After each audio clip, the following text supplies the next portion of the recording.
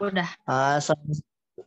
Assalamualaikum warahmatullahi wabarakatuh. Selamat siang teman-teman. Gak kerasa nih udah masuk bulan puasa lagi. Nah, di sini ada Teh Isma. Teh Isma gimana, puasa gak? Puasa pertamanya?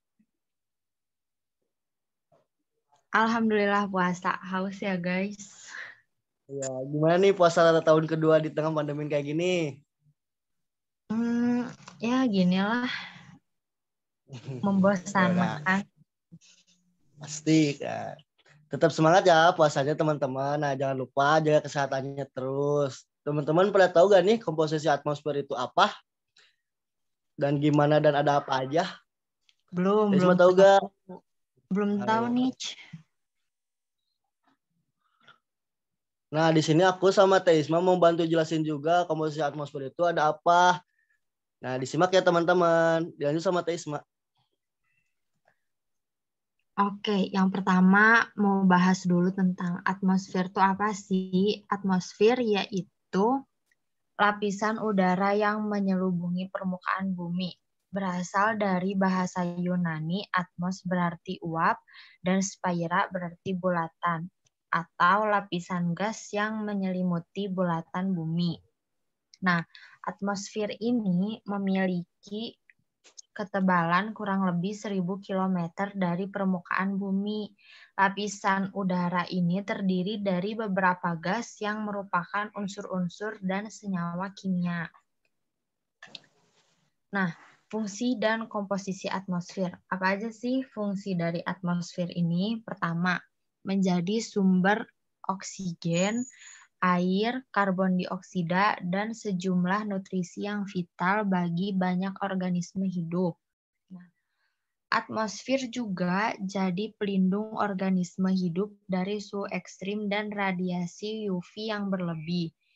Terakhir, menjadi penghambat benda-benda angkasa yang masuk ke bumi.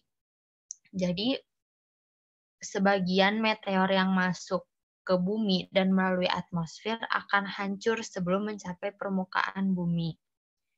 Nah, terus udah kayak gitu, atmosfer juga menjadi pelindung kehidupan bumi dari radiasi matahari yang kuat pada siang hari dan mencegah hilangnya panas ke ruang angkasa pada malam hari. Nah, atmosfer ini tersusun dari berbagai jenis unsur gas, uap air, dan aerosol.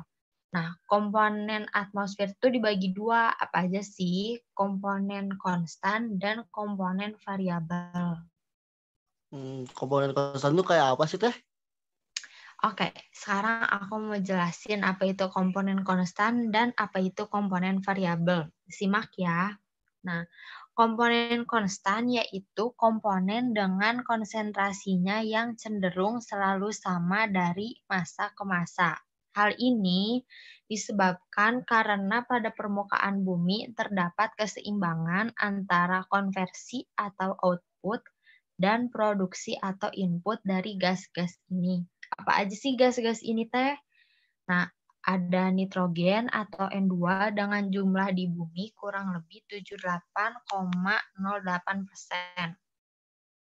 Nah, nitrogen ini jumlahnya paling banyak di bumi dan nitrogen tidak langsung bergabung dengan unsur lain tetapi nitrogen ini dilepaskan ke udara melalui pembusukan materi hewan dan tumbuhan. Bersamaan dengan itu juga nitrogen diikat oleh tanah oleh mikroorganisme pengikat nitrogen. Selain itu, nitrogen juga diserap dari udara oleh plankton kecil di lautan yang mengubahnya menjadi nutrisi. Nah, unsur nitrogen ini menjadi penting karena bagian dari senyawa organik, terus bersifat relatif inert dan bersifat volatil. Selanjutnya ada oksigen atau O2 yang biasa kita hirup nih dengan jumlah kurang lebih 20,9%. Nah, oksigen merupakan gas kedua terbanyak yang terkandung di udara setelah nitrogen. Oksigen dapat bereaksi dengan unsur-unsur lain di udara yang membentuk senyawa oksida. Oksigen penting bagi proses respirasi hewan, tumbuhan, dan juga manusia. Oksigen terdapat di atmosfer sebagai produk fotosintesis tanaman. Tumbuhan mengambil karbon dioksida dari udara dan melepaskan oksigen dalam proses fotosintesis. Oksigen juga bagi makhluk hidup mengubah zat makanan menjadi energi hidup. Terakhir ada argon dengan jumlah 0,3%. Nah, argon ini termasuk ke dalam gas mulia bersama dengan neon, xenon, dan krypton.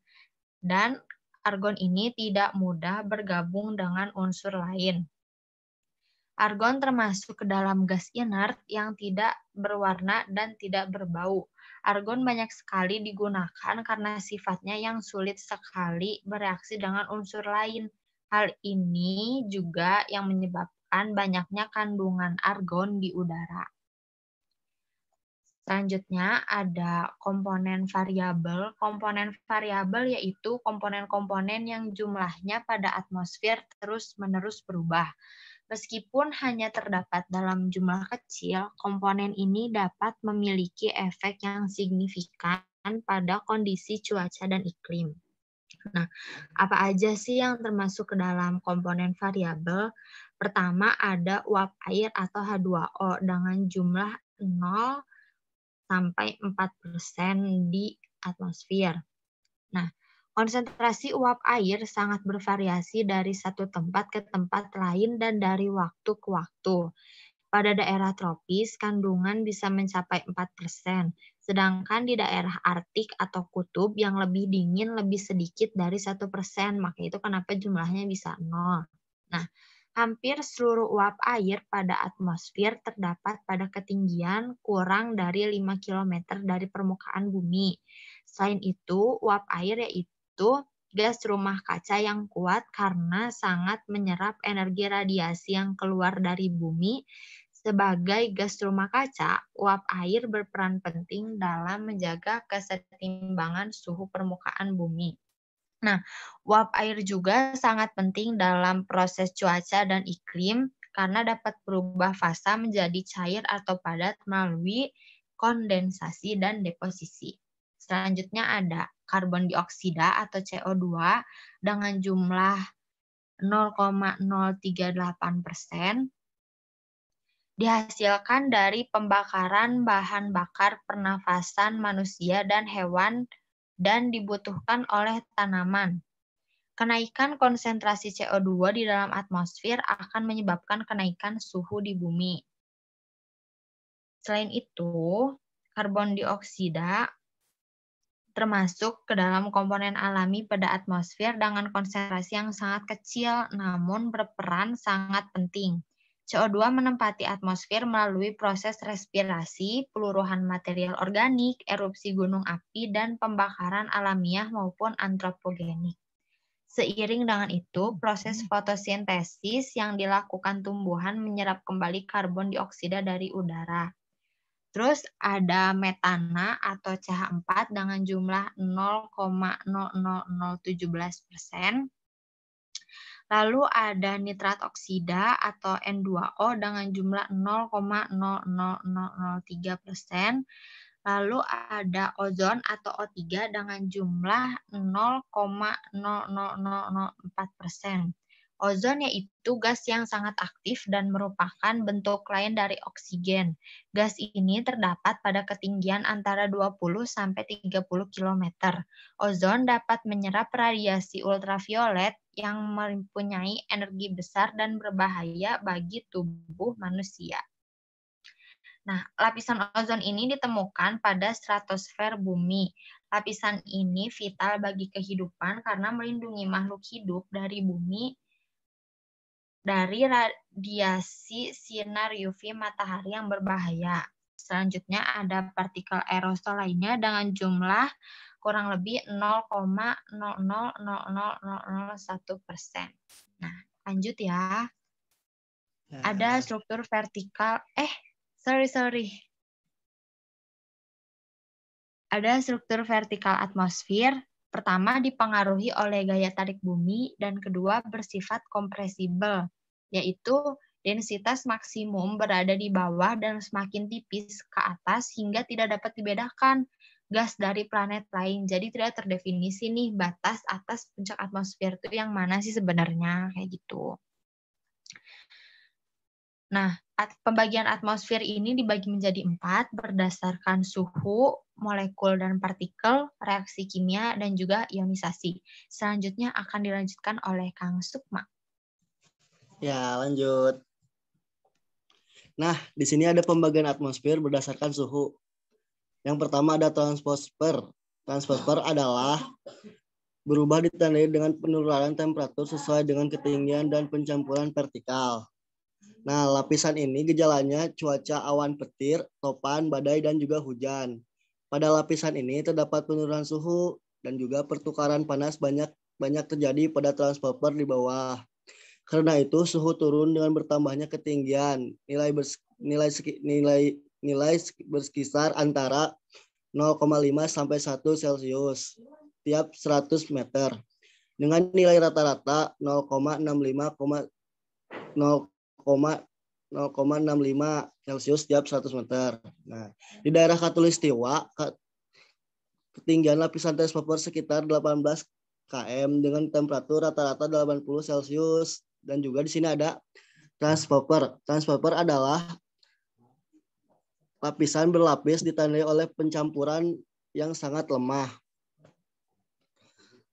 Kenaikan suhu udara berdasarkan ketinggian mulai berhenti, yaitu pada puncak lapisan troposfer yang disebut tropopause atau suhu sekitaran 0, Celcius, yaitu lapisan batas antara troposfer dengan mesosfer, lapisan yang terletak pada ketinggian sekitar 50 sampai 60 km dari permukaan bumi. Lanjut, di sini juga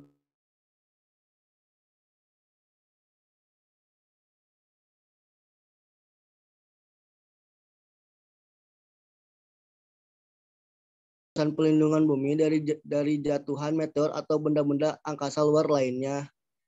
Dan yang terakhir ada termosfer. Termosfer adalah lapisan panas ditandai kenaikan temperatur dari 100 oC sampai ratusan atau ribuan derajat Celcius.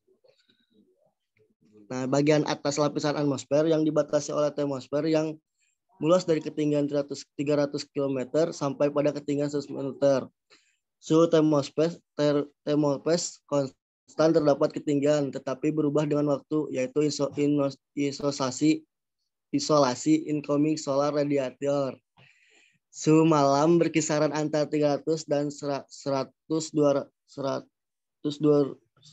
Celcius. Siang hari antara 700 Celcius. Lanjut ya. Di sini juga ada pembagian atmosfer berdasarkan suhu. Nah, kita bisa lihat atmosfer di kisaran 300 dan mesopause di kisaran 85 dan juga stratopause di 60. Yang terakhir ada tropopause di sekitaran 10.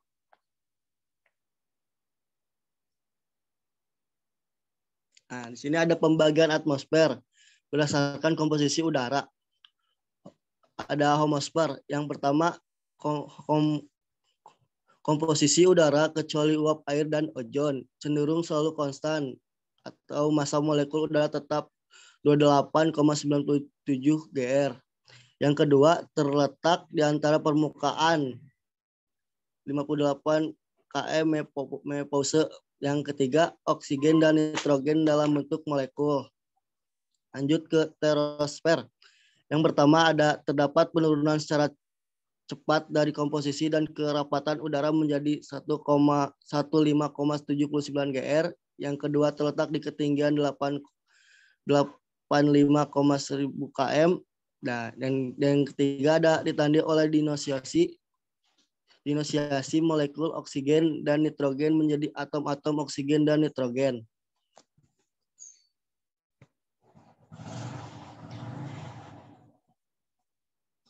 Pembagian atmosfer.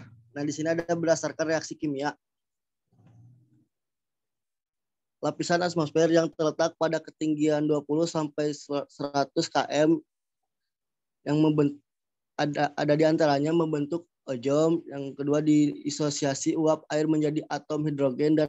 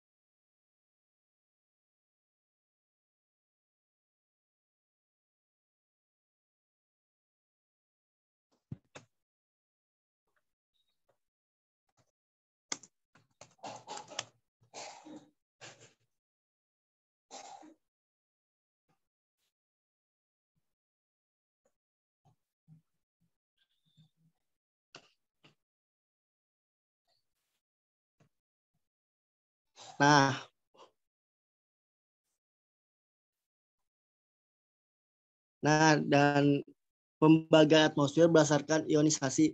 Nah, di sini ionisasi adalah proses fisik pengubahan atom atau molekul menjadi ion dengan penambahan atau pengurangan partikel bermuatan seperti elektron atau lainnya.